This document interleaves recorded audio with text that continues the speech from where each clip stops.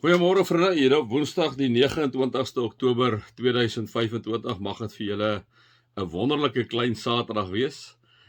Mag julle sommer so ook hierdie somerstyd wat nog nie heeltemal 'n somerstyd is nie, geniet. Kom ons raak net so vir 'n wyle stil. Vader God, dankie vir u liefde, u onvoorwaardelike liefde en die alomteenwoordigheid by ons as die kinders. Amen.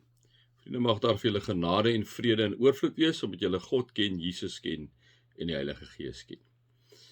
Ja, vriende, ons het nou lekker al hier so deur Efesiërs. Efesiërs moet ek sê is nogal vir my lekker om weer so saam met julle 'n bietjie deur die hele boek te gaan, hè. Wat baie keer maar nou gebeur is dat 'n mens mos nou maar so 'n stukkie vat, so 'n stukkie daar vat en so aan.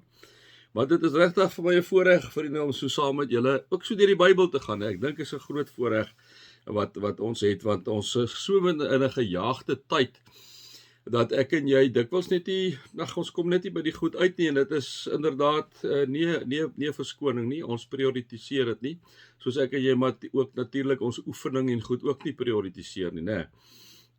So ons moet dit prioritiseer, vriende, en ons gaan mekaar die heeltyd daaraan moet herinner dat ons dit moet prioritiseer om by die Here uit te kom. Maar is vir my so mooi, vriende, of so lekker om Efesiërs te lees, want dit is eintlik so prakties, né? Soos ek vir julle gesê het, dit is 'n praktiese boek met praktiese doeleindes geskryf. Hy's geskryf aan hierdie heidene wat tot bekering gekom het, wat tussen al hierdie ander afgode dienste staan as 'n hawe stad.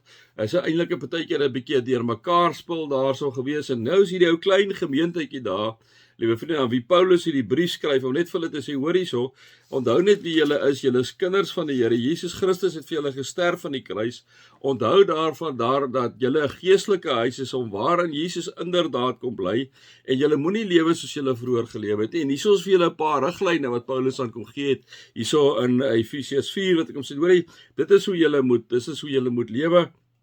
Julle moet altyd weet, julle is na die beeld van God geskep, julle moet volkome volgens die wil van God lewe, en julle moet heilig wees, kom sê Paulus vir hulle.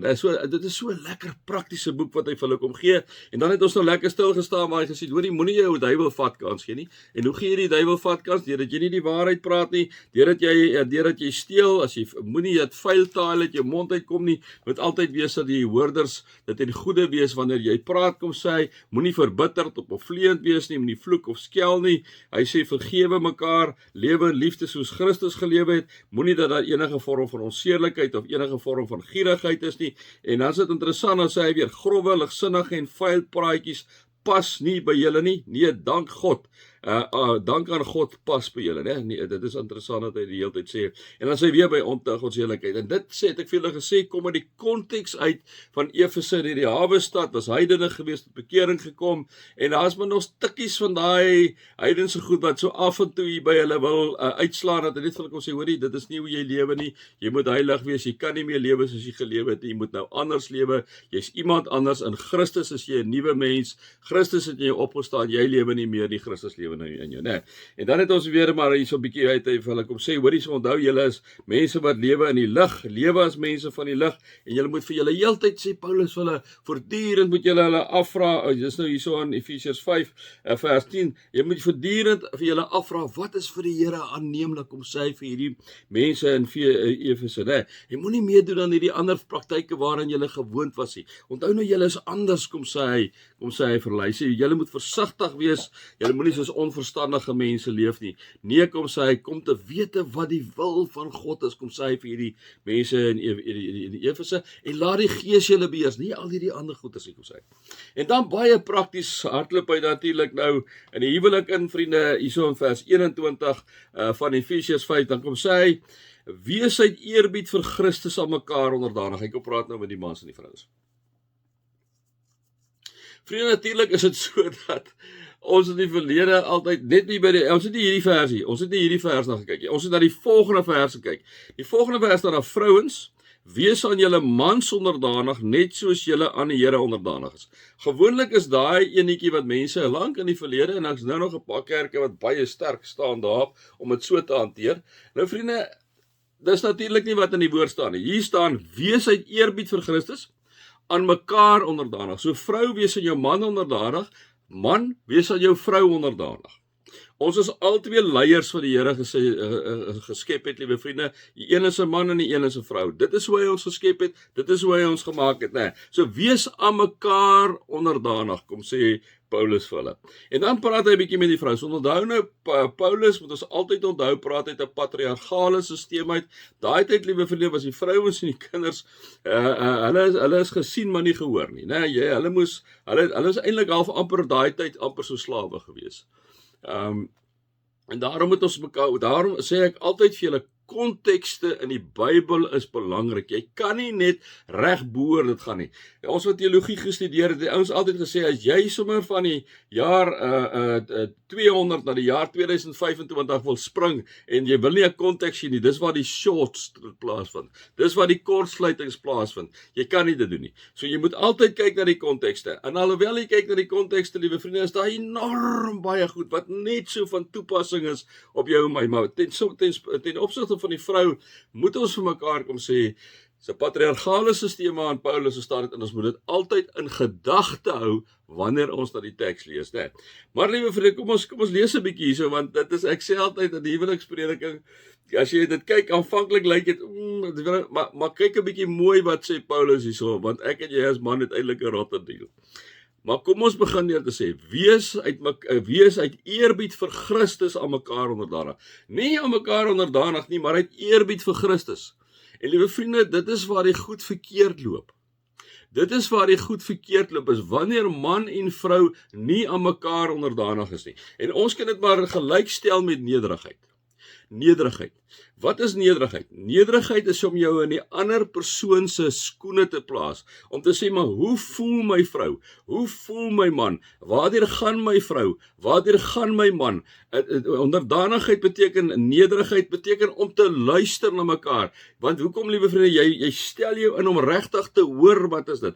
As jy nie onderdanig, die teendeel van onderdanigheid, is amper 'n hoefvaardigheid, is eintlik as jy nie onderdanig is, het amper 'n heersersrol wat jy invul. En Jesus, dit is die voorbeeld wat Jesus ooit vir ons kom stel het, né?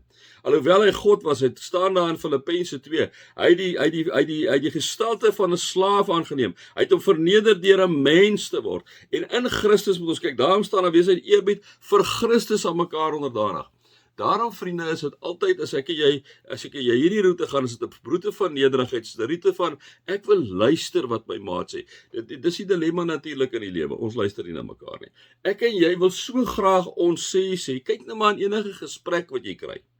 Ons wil so graag ons sê, vriende, dat ons eintlik nie lekker hoor wat die ander ene sê nie. Daarom sal julle sien, ons wil altyd in die rede val. Ek het by myself gevang, raak ek vir myself so kwaad, né? Luister wat die ander een sê. Staan jy stil by wat die ander een sê. Sê jy vir die een, ek hoor wat jy sê nou, ene vertel my meer. As wat jy dan sê, as wat die ou nog besig om te praat, jy sê, maar jy luister glad nie, want jy het nou iets om te sê. En dit is natuurlik deel van die onderdanigheid, om nederig te wees, om werklik te luister wat die ander een sê. Hulle noem dit 'n diep luister, om regtig aandag te gee aan die een. Vriende, ons is almal skuldig. Ek was gisteraand te wees skuldig. Ek bedoel, ek het hier besig om te eet en praat, en daar kom 'n ding in my kop, en toe ek my kom kry, daar gat ek. Sê, maar ek is nou besig om te eet, man, sê sy vir my. En ek dink, dit is die ander ding natuurlik, ons het nou soms so by die kitchen counter het ons gesit, en ek sê vir myself, baie keer as ons nie by 'n tafel sit, gebeur dit baie maklik, dat jy so kan opstaan, soos wat ek nou maar opgestaan het, né? Wees uit eerbied vir Christus aan mekaar onderdanig, luister na mekaar, vriende, dis die een ding wat ek vandag, ons sal weer môre aangaan, dis die een ding wat ek vir julle wil sê, kom ons luister mekaar, dis deel van onderdanigheid aan mekaar, dis deel van 'n diep nederigheid, liewe vriende, om te hoor wat sê die ander een, om regtig stil te staan by wat die ander een sê, is 'n diep luister na wat die ander ene sê. Vriende, dit is waar meeste van die konflik opgelos word, wanneer ek en jy regtig luister, om regtig vir die een te vra, ek hoor jou, jy sê dit, is dit wat jy sê? Vriende, ons vat om 'n bietjie môre verder. Mag julle God se liefde ervaar, mag julle sy genade ervaar, en mag julle sy teenwoordigheid ervaar. Amen.